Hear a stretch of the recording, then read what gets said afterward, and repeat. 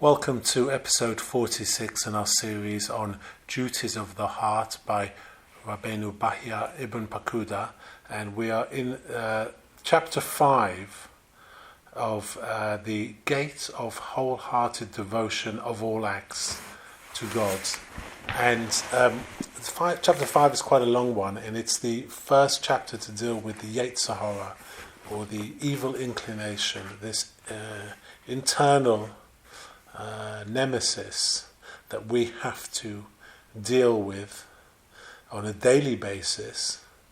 And Rabbi Bahya is educating us about its ways, because if you're going to defeat an enemy, the most important thing is you have to have knowledge of your enemy.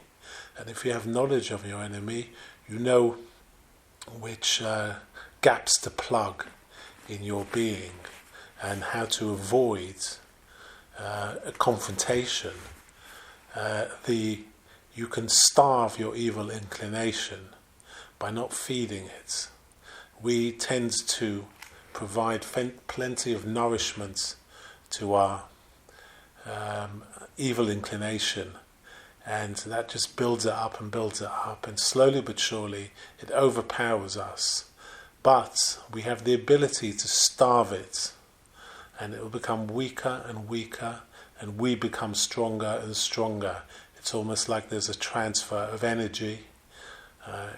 By denying our evil inclination power or nourishment, we in turn nourish ourselves spiritually, and we can build ourselves up stronger. We get stronger as it gets weaker. So we're going to continue now.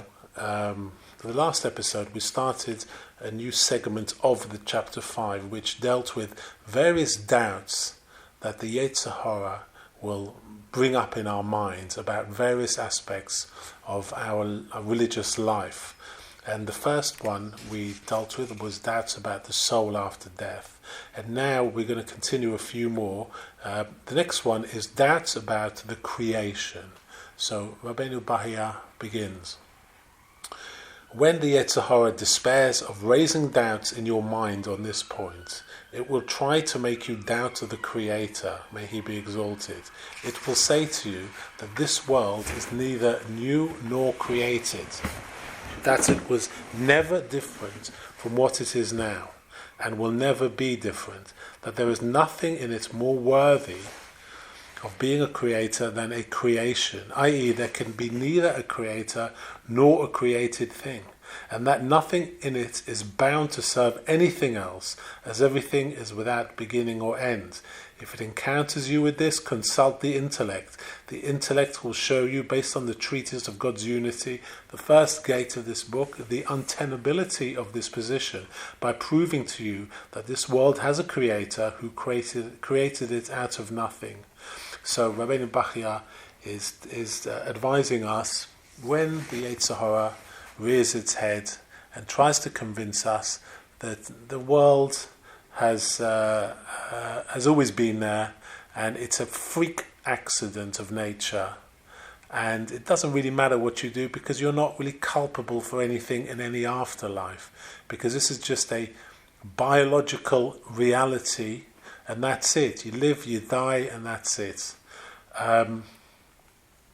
Now we know differently, and he advises us to remember what we've been taught about the unity of God in the first gate, and the concept, the three premises that we discussed about the universe cannot create itself. Also, something that is composite of more than one thing something has to be added. In order that something must have added something to something. And the third premise was this cause and effect. There must have been a first cause. If there is cause and effect, like we see around us every day, there has to be something that provided that first cause to have the first effect. So that's one of the ways that the Yetzer Hara will convince us to be atheist in an outlook and say, you know what, this is all it is. It's just a freak of nature, and what the hell? Why should I be a religious person? Why should I commit myself to a life that really makes no sense? Because, I'll just end up in the ground and enjoy myself while I'm here. But that's not the case. We have to look at the things on a different level. Reality is very different to what it seems. And the next doubt that the Yetzer Hara would like us to ponder is a doubt about God's oneness. And Rabbi Bachya continues, when it despairs of raising doubts in your mind about this matter, it will try to entangle you in various forms of associating God with anything outside of himself, such as the beliefs of the dualists, or the Christian Trinitarians or naturalists, and the foolish astrologers with their various systems. If, however, you have comprehended truly that the Creator, may he be exalted, is one and eternal, as we explained at the start of this work, all these doubts will leave you. And then he talks about doubts about serving God. And he continues, when it gives up hope of misleading you in these matters, it will try to seduce you in respect to the duty of serving the Creator. It will say to you that a being serves another being when the latter needs the former's services, since the Creator, may he be exalted, does not need his creatures and does not require their works. Your service of him is meaningless and pointless. If, however, you contemplate in your mind what we discussed in the gate of reflection on God's favours towards us, and what we discussed in the gate on the corresponding obligation to assume the service of God, this question will be resolved, and you will take upon yourself God's service. So this is a very interesting subject. Does God need us? Is a very, very deep question. The Yetzer Hara will make us think that God's busy with plenty of other things. He's got a universe to run.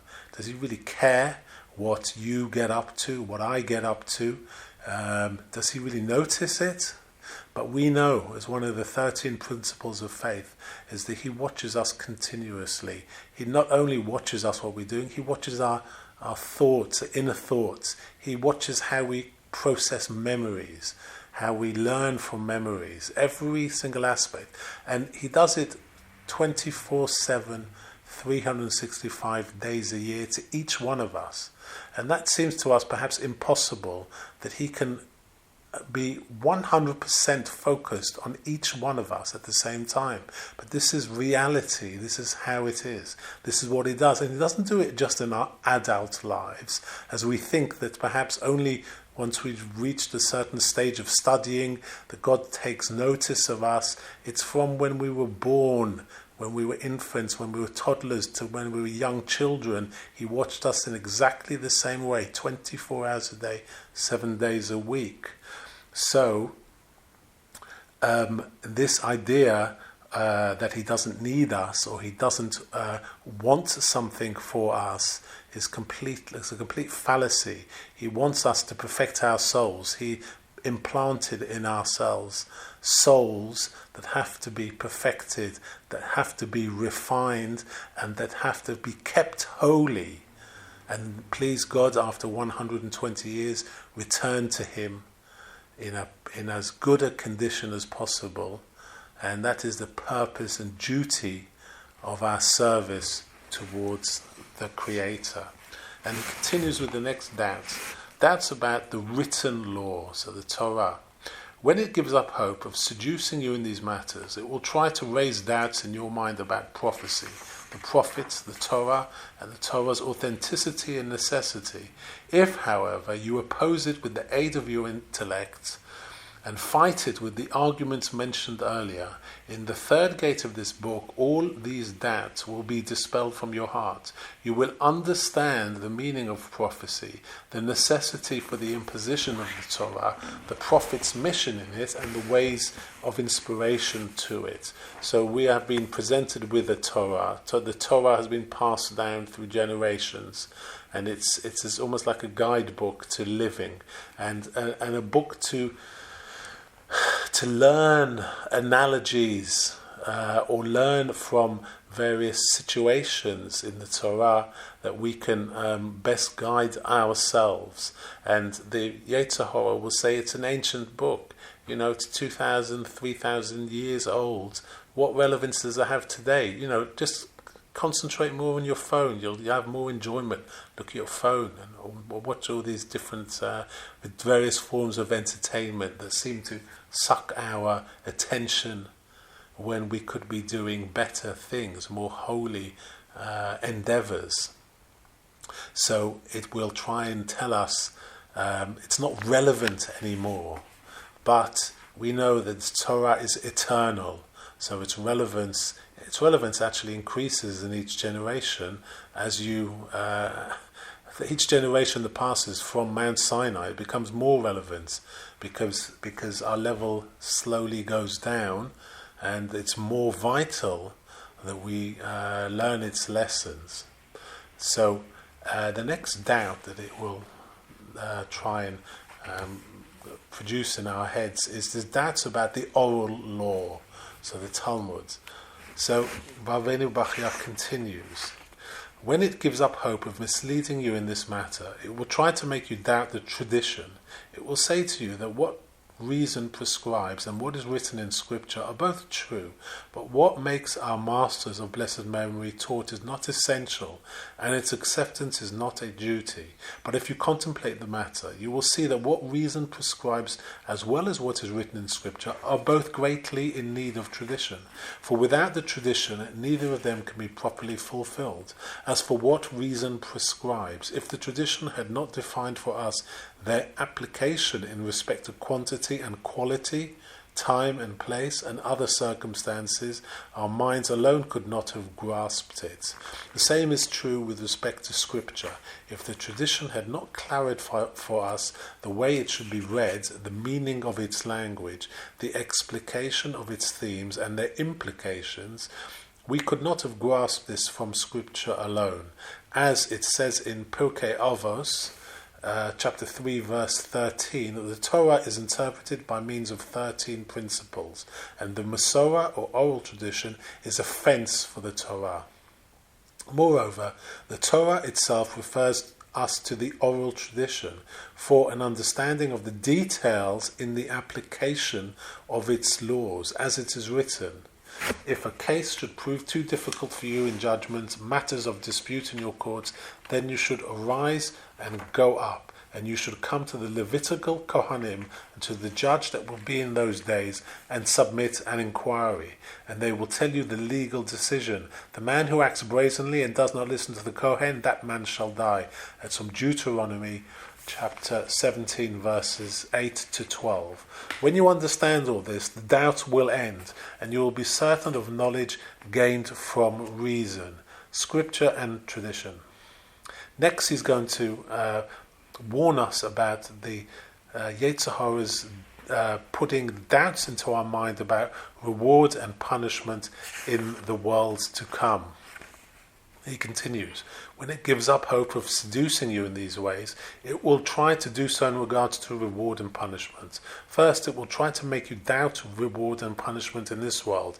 It will say, if reward and punishment were meted out in just fashion, the wicked would not prosper and the righteous would not suffer affliction, a claim we have mentioned previously in the fourth gate of this book.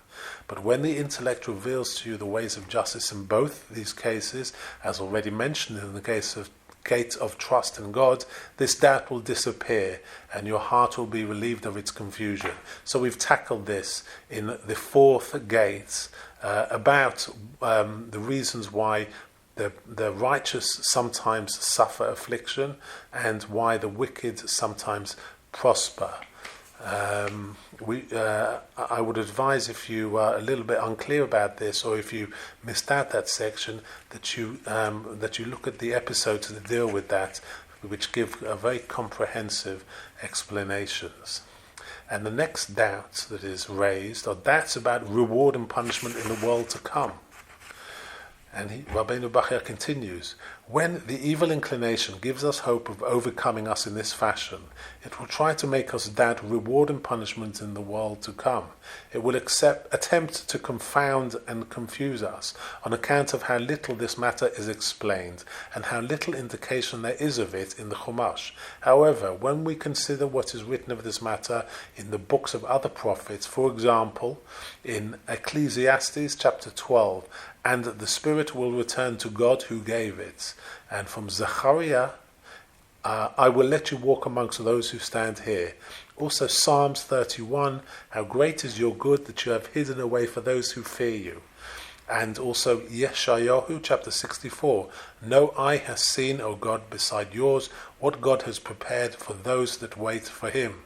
Also from Yeshayahu chapter 58, your righteousness will go before you, the glory of God will gather you up. And there are many other passages like this, together with what our masters of blessed memory have taught us, and what can be grasped of it by way of intellect. Our souls will be calmed and convinced of the clear inevitability of reward and punishment in the world to come. So I think we're going to pause there for this episode, and we are going to continue this because there are many other doubts and ways that the Yetzer Hara tries to attack us and convince us very sleekly about things that we should not be even consider.